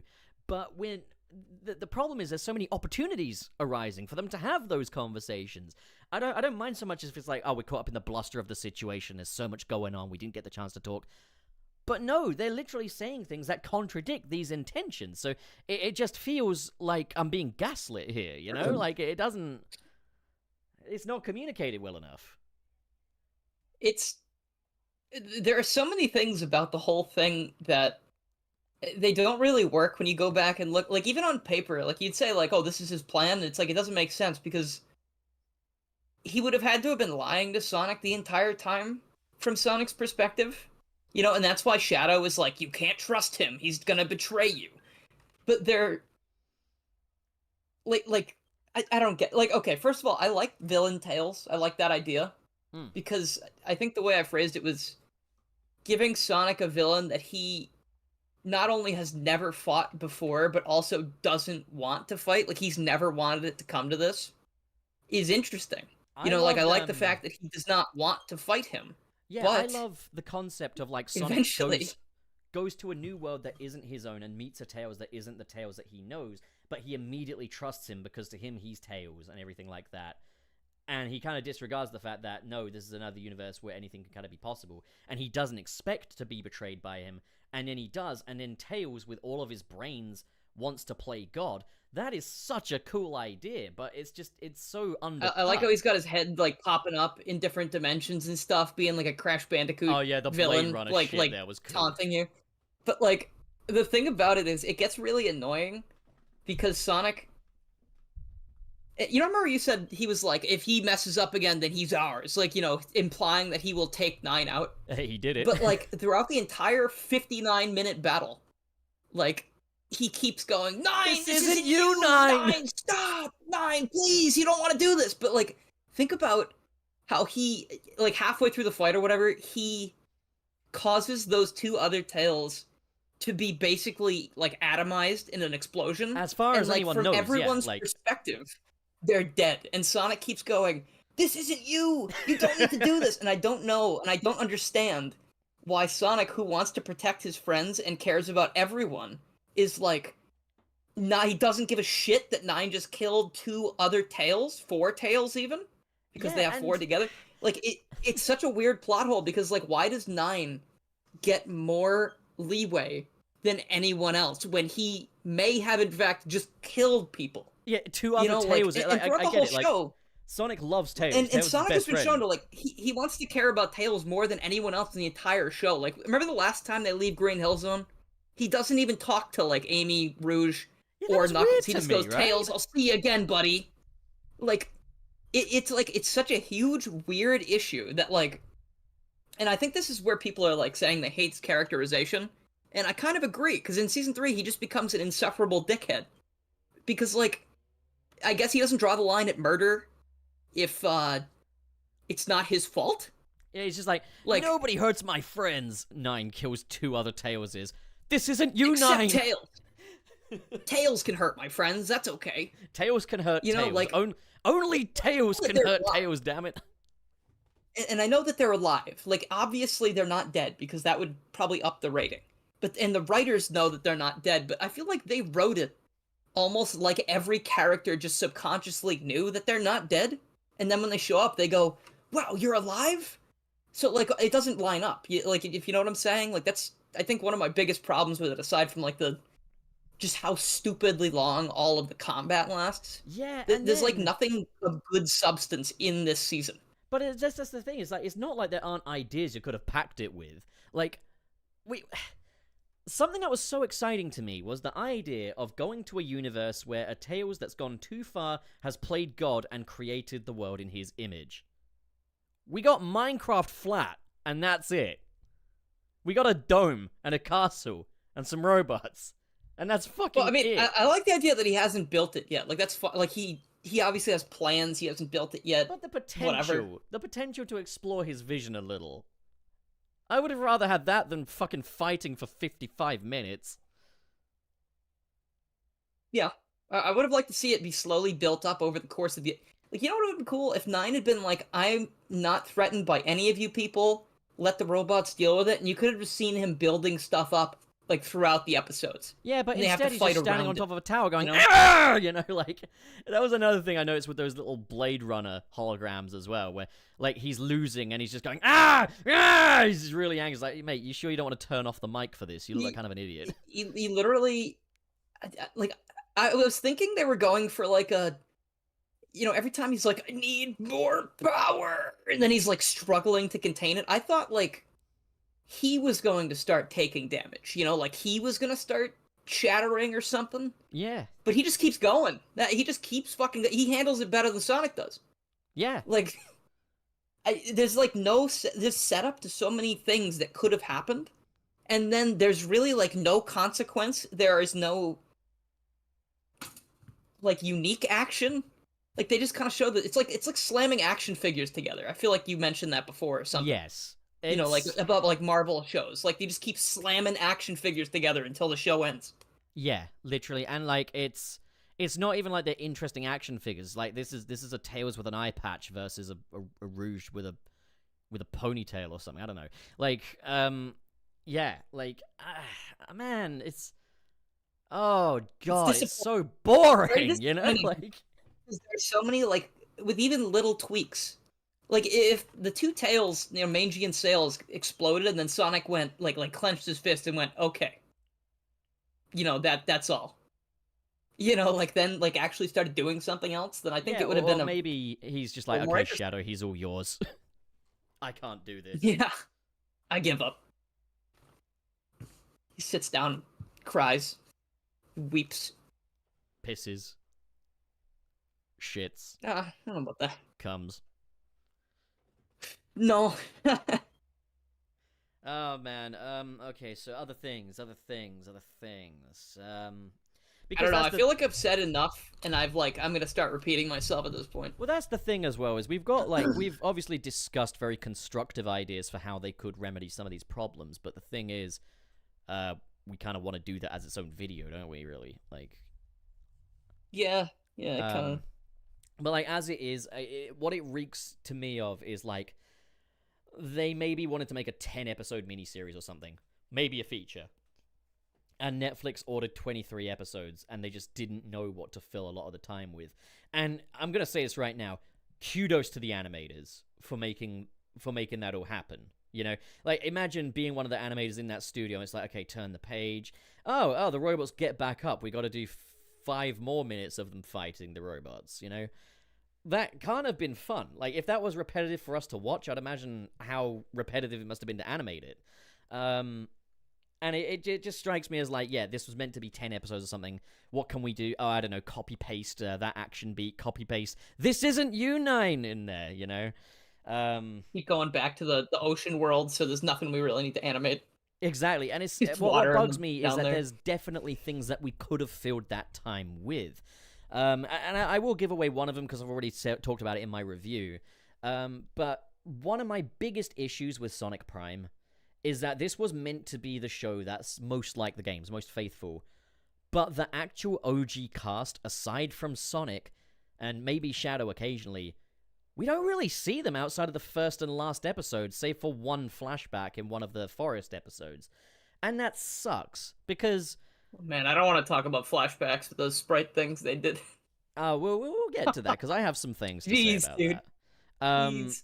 But... Oh, man. There was also, like, the flashback with, like, Amy Rose and the palm tree, and it's Sonic's birthday and stuff like that. And, yeah, what bugs me is, like, when I'm seeing a Sonic show, I want to see these other guys. I want to see Tails. I want to see Amy. I want to see Knuckles. I want to see the OG Eggman and stuff like that. And for fuck's sake, they got character posters in the first season. But over the course of 3 seasons, they've got, like, 20 minutes of screen time tops?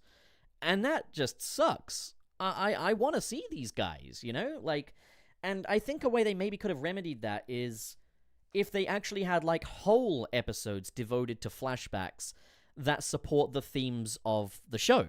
So rather than have just, like, a couple of minutes of Sonic's birthday and he doesn't quite understand, you know, the sentimentality behind the palm tree, maybe make that an entire episode, you know? Like, so we can actually get some of that Sonic action. Because when I watch this, I think how much I want to see Wild Brain work on another Sonic show with this animation style. How much I want to see this voice cast return. But I don't want to see pirate characters or cave characters or Mr. Dr. Eggman. I want to see the characters I actually care about, the ones I love, you know? Like, and it feels like if this show had released in, like, the late 2000s, it would have maybe been a hit, because back then, like, the whole sentiment was, oh, I only want Sonic. I hate his friends. Like, I don't know. It's, I don't know about you. Like, something feels like Jacksepticeye had more screen time than the main cast. Was Jacksepticeye in that show? Yeah, he played a pirate called Jack. Okay. He was just a little cameo at the end of one of the pirate episodes, and I think in the finale cameos as well. It does remind me of one joke. Neat, I guess. There is one joke that did legitimately have me laughing. And it's another YouTuber cameo, but where one of the New York City soldiers... YouTubers were in this? Just 2, I think. But there was a New York City soldier who's just this little cat girl or something. I don't know, kind of looks like Blaze. And Mr. Dr. Eggman is talking about how, you know, they're above everyone else. And this little cat girl's like, you better get with the program, mister, or you're going to see how much worse this can get. And he just stops for a second. He's like, I don't know who you are. And she just folds her arms looking all indignant. I was like... That's actually really funny. It wasn't Mr. Dr. A, it was Dr. Deep. But that was genuinely the funniest moment in the show. And that's the thing is... line. I don't even know who you are. I don't think that Prime does comedy anywhere near as well as Boom did, for example. A lot of the comedy just kind of came across as a bit cringe. But, like... 2 separate kinds of comedy, too, though. Like, Boom was very, like smart. Yeah, Boom was like the Larry David of, like, Sonic comedy. It was like Sonic. It is like a Seinfeld. It's Seinfeld. And as someone who loves Seinfeld and loves Sonic the Hedgehog, that's right up my street. Prime's comedy is what would I best compare it? Okay, actually, you know, I remember one thing from the entire show that actually had me cackling. Is the one time, I think it's, I don't know which time it's when he's in No Place, the ocean place, where, like, I think the pirates are turning against Sonic, and Catfish, the cat guy, does not want to shoot at Sonic, so Froggy jumps off his head and starts shooting at him with, like, the turret. That was, I think, the funniest part of the entire show. That is quite funny. I think that was just so fucking funny to have Froggy jump up and just try to annihilate someone. I am seeing folks saying that Boom was meta-humor. Boom wasn't all meta-humor. It does have some meta-humor. It's kind of in there, yeah. Yeah, it has some. Like, well, for example, like the Tomatopotamus video game, and he's like, oh yeah, Tomatopotamus wasn't the same since it jumped to 2D, or 3D rather. But it was not all meta-humor. Like, bits like, you know, when they're babysitting, and Tails like, I think the baby's hungry, and Sonic's like, oh, we could give it a chili dog, and he's like, the baby doesn't have teeth yet. And he's like, okay, well, put it in the blender then. And then Knuckles tries to put the baby in the blender. He's like, the chili dog, not the baby. That's not meta. There's nothing meta about that. That's just fucking funny. Or, like, I saw a clip, the one where I think they were talking about Sonic taking swimming lessons, and he's like, I can't take swimming lessons. The kids are so mean. And then Knuckles goes, that's why on the first day, you gotta find the biggest one in the yard and beat him up. And they go, Knuckles, that's prison. And he goes, only if you let it be. Like, I'm laughing just fucking. like it's just about. like you could tell the writers were like, "Hey, I know how to make people do a little laugh." You know? Yeah, no, it's genuinely so funny. Or like when Knuckles is like preparing the turkey dinner or something, and he's just got his hands in the two turkeys and he's making them talk to each other, and yeah, just stuff like that is fucking hilarious. Like, and I realize that most of the humor, pretty much every example we brought up has been Knuckles, but like, remember the time when like funny. Robotnik is like he's making cookies that will turn everyone into Eggmen, and then Sonic notices the cookies like, oh, this is gonna be way better than the last time someone left baked goods on my doorstep, and Knuckles just pops out of a birthday cake. Knuckles in the cake. It's literally like fucking Family Guy levels of humor, like when I think about it, like because it's cutaway, it's a cutaway gag right there. I like how it just sits there on him with the sparklers for like 6 seconds. They don't say anything. That woman It's that like, always what is he gonna goes, say? "My baby," and there's that one episode where her wallet gets stolen. She goes, "My baby." Pictures. It's so fucking stupid, but it's so funny. Yeah, Prime ain't that. You know, like Prime ain't that. Prime's idea of comedy is like having Sonic fall from a very high space and then falling into the garbage can like 9 times. Okay, admittedly, And the then in garbage the can. last episode, he falls on the top of it. Yeah, the garbage can which I gag. thought was like the only funny execution of it. No, because the first time they did the garbage can gag, you see the open garbage can, he falls next to it, which is funny. Then in the last one, he falls on top of it as opposed to in it. I must admit, that is quite funny. They're like parts. They're like little parts here and there that are like clever. Yeah. But then like you can see like most of it's targeted towards like, oh, this kid will sit here and watch them destroy robots for 45 minutes because they have nothing else to do.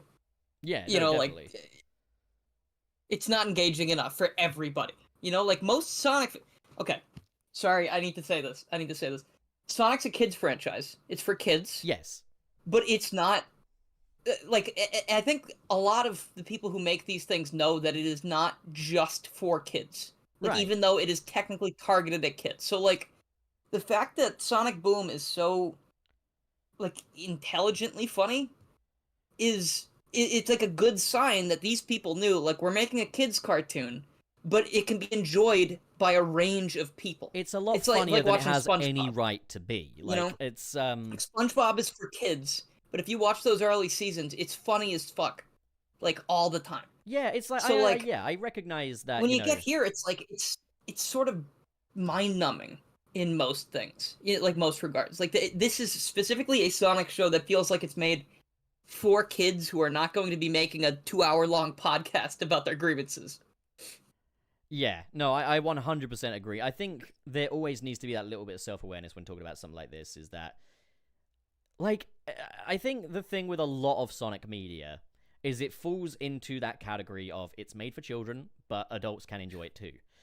And I think Prime skirts the line a little bit. Like, I think it's a bit more intended for kids than most Sonic media is, which is so strange considering it is trying to have a deeper story than most Sonic media. Like, it's a story about kind of redemption, these different characters gaining respect for Sonic. Like, again, like as I've mentioned, like ideas that work really well on paper. I love the idea of like Sonic making these different friends throughout each shadow space and saving them. And then at the end, after he sacrificed himself, he's weak and he can't get home by himself, all of these multiverse friends help him get home. I love that idea so much. That's a wonderful idea for a conclusion. But it just doesn't land right, because it's taken too long to get here, for starters. I don't really care very much about these characters either, because we spent way too much time with them just fighting with other things. We didn't really establish what makes these guys who they are. I think they did it the best with maybe some of the Amy Rose characters, and I did like that they formed that little sisterhood between Rusty Rose, Black Rose, and Thorn Rose. Kind of like I liked that. I like that they found the common ground and they sort of like they do the. You know what's funny? That's kind of like the Spider-Man No Way Home thing. Yeah, it is a bit. Remember how like Andrew Garfield is like, I've never had brothers, and, Yeah, and then no, they're definitely. like it's the exact same thing a little bit. I do get the feeling that there was a lot of Marvel inspiration here. Like, that whole battle on the Grim felt like it wanted to be the endgame final battle.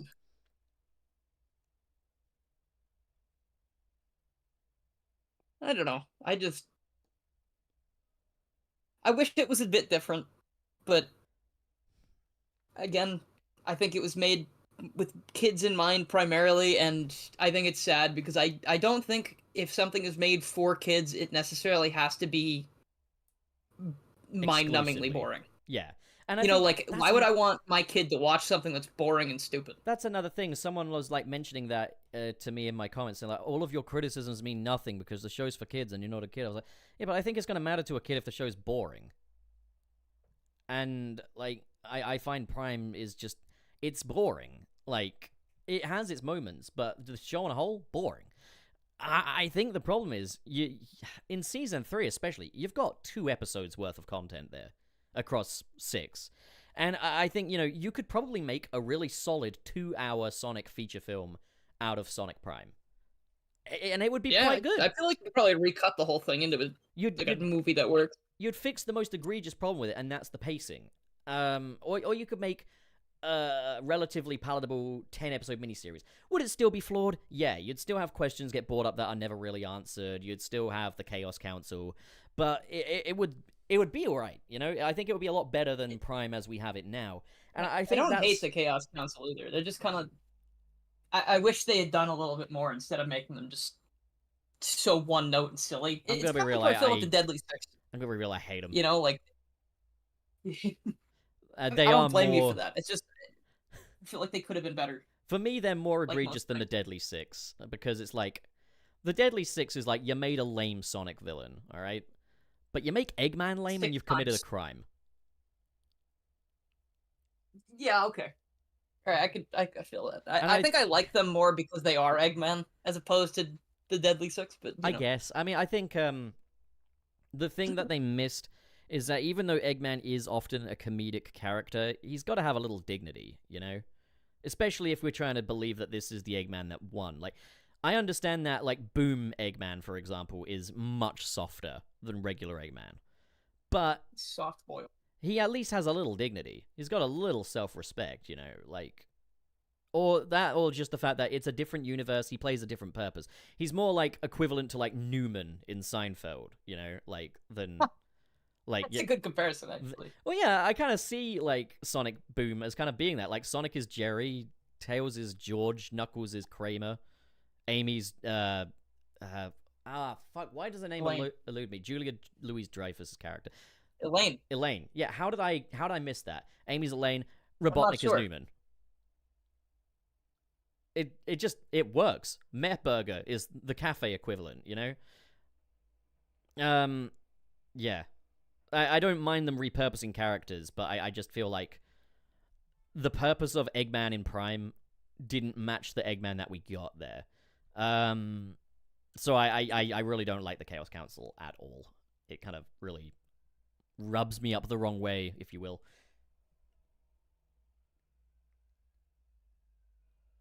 Shut up, Dylan. You're talking too much. You're talking... Well, I didn't want to follow up on the rubbing comment. I was trying to wait till you changed the subject. You're talking far too much, Dylan. Thanks, man. Okay, here, I can respond to this. Chip Fan says the Deadly Six are passable if written by Ian Flynn. I'd say just fucking barely. I think it's really difficult to make them worth it. I need to read the Zeddy. They just really aren't. Like Hypersuck says, awesome name, by the way. I'm always going to have a problem with Zavok, whether he's well written or not, because he is clearly meant to be Sonic Bowser. Like, you can see it in his design, you can just see it in every aspect of him. He's Sonic Bowser. Sonic doesn't need a Bowser. You can write him well. If he did, at least make him good. At least make a good Bowser, because Bowser kicks ass. You can and write... Zavok is like but Sonic don't need a Bowser. Sonic has Eggman. He doesn't need a Bowser.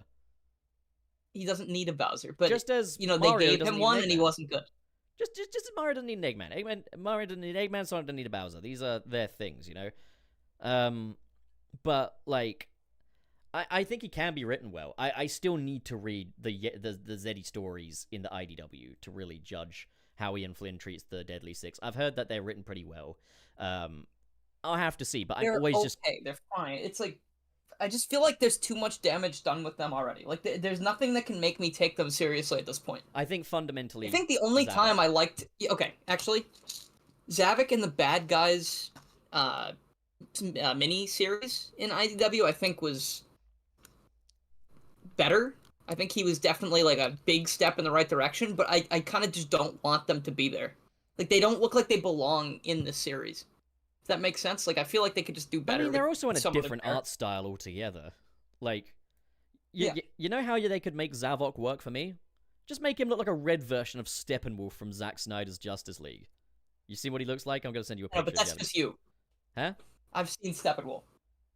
You know what he looks like? Yeah. How he's No, all I've metal and seen shit? your videos and I've seen the movie, so. Oh man, I didn't know you'd seen my videos on DC stuff. Yeah, I watched a lot of them because I was like, why does he like this fucking shit? Whoa, whoa, whoa, whoa, whoa, whoa, whoa! What do you mean you don't like Zack Snyder's Justice League? I don't know. I don't like the 3-hour movie in black and white about like. It's not in black and white, and it's not 3 hours. It's 4 hours. It's not in black and white. It's not in black and white. No, there's a black and white cut you can watch on HBO Max, but it's in color. Oh well, yeah, that's the only one I could watch. Well, now you gotta watch it. Well, no, the color's not gonna fix it. I'm just saying, like. No, you gotta come to my house. You gotta come to my house, sit down with me, Sam, and Dom, watch it with us, and you'll see how much me, Sam, and Dom are just clapping and shitting and stuff, and you'll want to be a part of it. I like the idea of having like that more gritty DC universe, but I feel like it doesn't land super well for me. I don't know why. Even people that hate Batman v Superman like Snyder's Justice League. Yeah, I thought the overwhelming consensus was that it was awful. What, Snyder's Justice League? Yeah, I thought it was bad. I thought like that was what everyone said. No. First of all, don't get Or your people opinions hate from the other people. regular one. First of all, do not get your opinions from other I people. saw it. I didn't like it. What do you mean you I saw it? saw it. I didn't like it. I thought people didn't like it. No, it's got 72% on Rotten Tomatoes from critics and 93% from audience members. I just told you I watched it. It was in black and white. Nah, you didn't. Yeah, because you watched the black and white version, man. Yeah, I couldn't tell the characters apart because I'm a dog. Oh, jeez. Yeah. Yeah, no, you're invited to my apartment. Okay, I'll buy a plane ticket eventually. Yeah, get over it. We got 2 guest beds. You can pick which one you want. You can have the firm one or the soft one. I'll have to think about it. Man. Let's go play Mario. I'm sick of this. No, we got a podcast to do, and we've got fan funding to read out. Oh yeah, let's do the fan funding. I mean, do you want to like? Shall we just wrap up our thoughts on Prime? I feel like we're not done yet. I don't know. I feel like we're not done. I don't know. I feel like I've talked more than I've ever wanted to talk about Prime. No, but you gotta have like a concluding point, right? Okay, my conclusion on Prime is that I really like the voice cast. I like some of what they tried to do, but so much of what happened in that show could have been cut down to like a 45-minute picture, and I think it still would have just been okay. I kind of want to do that. I want to do a recut. I want to cut it. Okay. Maybe I will. Netflix will love that. No, I'm not doing this for them. Email me for a mega link. Okay, shall we do super chats? Yeah, I'm down. All right, you start us off then. All right, first one from our pal Jamal Simmons, $2. Happy B Theory weekend, guys. Milk Bro forever, Pup in all caps. Hell yeah, I get my name in it now. Hell yeah. Glad to see you every time. Mr. SP sends $2, says Sonic Prime was certainly a thing that happened. Thank you, Mr. SP. Yeah, no, I agree. No kidding. All right, from Sonic Fan 1661. This was in reference to me talking about my dreams. Us talking about our dreams earlier. Please tell us more of your dreams. You have one more in you? I mean, I guess that weird being hunted by a serial killer dream, it was sort of like I was like a fledgling Batman or something, because I remember jumping in like a really cool car and driving out of a tunnel and like popping out of the side of a mountain. So that was kind of neat. But also I didn't want to get killed, so that was kind of how that went. That's fair. I once had a dream that I was hosting a Halloween fancy dress party, and I invited Nick. Okay. and he invited Didn't come. terrorists. He invited terrorists What? to the party, and they shot me in the back of the head. Nick, what the fuck? And after they shot me in the back of the head, I was really pissed off. I went to Nick, who was just he was just keeping himself to himself in one of the rooms upstairs. I was like, what the fuck? You're not even taking part in this party. I said, Nick, you need to get these guys out of here. Like, what were you thinking? And so it goes. So yeah. Next up, we got Daza S with £10. Hi both. I hope you are well. Do you think the film may be delayed to next year, taking the actors' writer's strike into account and lack of time to render the visual effects in time for the release date? I think, given that nothing's been announced now about any kind of delay, I don't think that's going to be the case. Not to mention that all through the strike, I mean, for starters, I don't think it was impacted by the writer's strike. That script was written by then. The other thing is, I think they were working mainly on a lot of the special effects stuff while the actor strike was going on. Like, there were articles at the time saying, like, Sonic 3 is currently shooting without actors. And that could also lead to the possibility that human characters will be in it a lot less. But I don't know exactly. Yeah, I'd be down for that. But yeah, so that's... I think if nothing's been announced yet, I wouldn't say expect anything of that kind of ilk. So yeah. So then we got one from Omega Mr. Salty. It's I think it's, what is that, Australian $2.99? Sure. I guess so. Thank you. I appreciate. Do you want me to read the next one because there's not a message for that one? If you want, it's up to you. Okay. So next up we got Sonic Fan 1661 again, $2. Knuckles will throw the bowling ball through a wall. I'm gonna guess that. Yeah, probably. I feel like he's gonna like destroy the mechanism that puts the pins down. You know, we've all been there. I think we've all been there. Okay, so Sonic Fan 1661 sends $2, a further $2. I like the splat joke in the Grim. Gotta laugh. I'm gonna be honest, I need to know what that was. That's just when he fell out of the sky or something. Like He falls a lot in Sonic Prime. You're Oh up, yeah, you sorry. bitch. Come on. I thought you were gonna continue with the No. splat. Just joke. read the fucking thing, you giant bastard. $5 from Crimson Rose. Hey guys, how are y'all been doing? It's nice to see Sunset City again. I missed you guys. We missed you too. We missed Thanks. you too. I bet you're still missing half of us. But that's okay. We've got them in Scarecrow form. Gravestones are so last gen. Oh, it's me now, isn't it? Yes. Oh, hell yeah. So, Sonic Fan 1661, the ever generous Sonic Fan 1661, fuck! No, it doesn't matter. Sends $5. I don't get why they market it as being a Sonic show, but like barely anything that really screams Sonic happens. I don't know how to describe it. No, I am with you there. Like, I mean, I guess it's a Sonic show in so much as... Boom? Or are they talking about Prime? Oh, that's a good question, because if anything, yeah... We were talking about Boom. Boom, less Sonic-y stuff happens, but,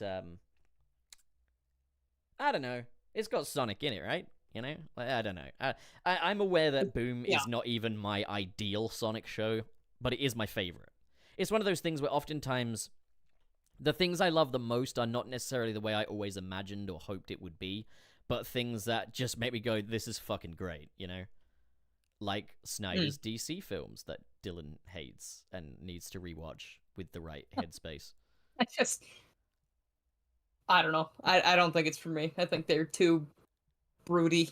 Have you seen The Batman? Yeah. Did you like it? That's a weird one for me because I liked it, but I almost fell asleep while I was watching it. What the fuck is actually your problem, dude? I'm old and like shitty and I have no energy, and I was sitting in a movie theater for 3 hours watching the Batman, and I was like, it was good. I liked it, but also, okay, one thing this is like a very like weird thing to bring up, I think, but I have bad eyes, so watching a movie in a movie theater is really hard for me because I have bad peripheral vision. Well, why not just so get it's good very eyes, difficult then? when it's so dark. Just improve. I'm trying. Go on a These journey guys of won't fucking make stuff to self-improvement or fix my something. eyes. Clean They 'em. keep going. Every time I go to the doctor, they're like, "Oh, sorry, the tests didn't. Sorry, not the trials didn't bring any good feedback. So I guess you're just gonna go blind eventually." Right, listen, And next I'm time like, I "Thanks, see man." you, I'm gonna bring some Windex and a cloth, and I'm gonna work on those eyes of yours, okay? All right, thanks, man. No worries, man, I got you. Appreciate I've it. always got you. He's always got my back. You always deserve to enjoy these things as much as I do. So, the episode is over. Bye, I guess. No, wait. Dylan, what are you working on right now? I don't know, man. As a YouTuber. I'm bouncing between so many things. I mean, we're working on one. I'm working on my self-esteem. Oh, same here, buddy. I mean, we are working on a little something, potentially, right? Yeah, we haven't started yet, but we actually, along the lines of today's podcast, we wanted to write up a like Sonic Prime, like a more inspired Sonic Prime. A new. I want to say in the nicest way to say it properly. I want to say like a Sonic Prime with good ideas instead of bad ideas. I never like presenting it as that because I feel like we're opening ourselves up for ridicule if it doesn't work. Like that's the thing. I am joking, but also I am not joking. I don't think anyone ever sets out to make a bad show, you know? And we're sure as hell not. But I just think if we're going to say it's better, we're going to open ourselves up to problems. I think we should say, this is our vision for what we would prefer. It's better. I hate you. You're not my friend. What are you working on, pup? I don't want to play any more Mario with you, man. We've only played like once. Well, I gotta get a KFC first, if that's okay. But no, I need to run out too. That's fine. Okay. What am I working on? I've been thinking a lot about maybe doing a little series on how the characters in Sonic have evolved and changed over the years, and why that matters without ripping off Game Apologist. Just more of a focus just on... rip him off. What's he gonna do about it? Just a total focus on characterizations, you know? Like, talk a little bit... Come back to the podcast and call you out? Is he coming back to the podcast to call me out? Well, he'll have to try. I think he's stuck in the airport right now. Oh, no. Yeah. Seems he's lost his wallet. That's so Nick. Oh, no. That's the worst place to lose a wallet. Yeah, dude, like, I remember the time he forgot his wallet at the San Francisco airport when I was flying back home one time. And I had to phone him and say, hey, the people on the intercom are asking your name. Did you leave something here? God, And then there was the time he went to go to PAX East last year, and he meant to buy his ticket to land in Boston, but he accidentally bought his ticket to go to Washington, D.C. That's not Boston. Or is it Washington, D.C., or is it Washington State? They're two different things, and that's what bothers me. Washington, D.C. Yeah, who cares? No, I want to know. I think it's Washington, D.C. Washington, D.C. is on the East Coast, right?